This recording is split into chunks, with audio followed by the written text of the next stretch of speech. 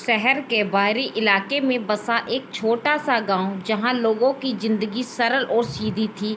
इस गांव में हर व्यक्ति अपने काम से काम रखता था, लेकिन एक व्यक्ति था जो अपने अलग ही अंदाज के लिए जाना जाता था। उसका नाम था रघु। रघु को लोग रंगीन मिजाज के नाम से जानते थे। उसकी जिंदगी में कोई खास नियम या बंधन नहीं था। वह जैसे दिल चाहता वैसे ही जिंदगी जीता।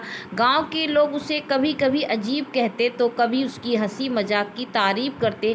रघु का सबसे बड़ा शौक था रंग बिरंगे कपड़े पहनना और लोगों को हंसी खुशी में डुबो देना। उसे हर मौके पर कुछ खास और निराला करने की आदत थी। हर त्योहार पर रघु के कपड़े सबसे अलग होते थे। होली पर वह 7 रंगों का कुर्ता पहनता, दीपावली पर सुनहरी और चांदी की चमक के लिए धोती और क्रिसमस पर तो लाल टोपी और सफ़ेद दाढ़ी भी लगा लेता। बच्चों को उसकी ये हरकतें बहुत पसंद आती और वे हर त्योहार पर उससे मिलने आते।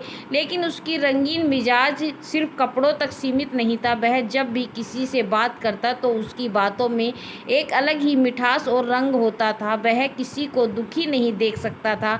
जहाँ भी उसे उदासी दिखती वह अपनी बातों से या कभी कभी अपने कर्तव्यों से लोगों के चेहरे पर हंसी बिखेर देता। एक दिन गांव में एक नई लड़की आई जिसका नाम था सुधा।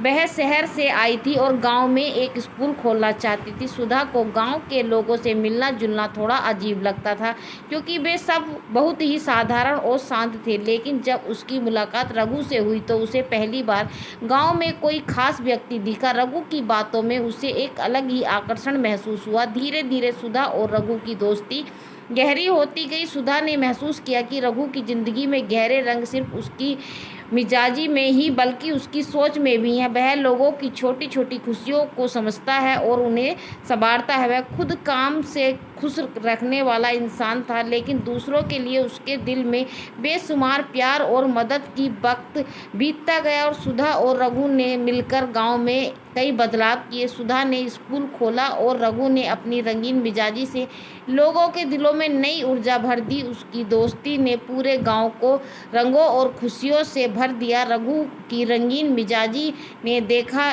दिया कि असली रंग कपड़ों में नहीं बल्कि दिल में होते हैं।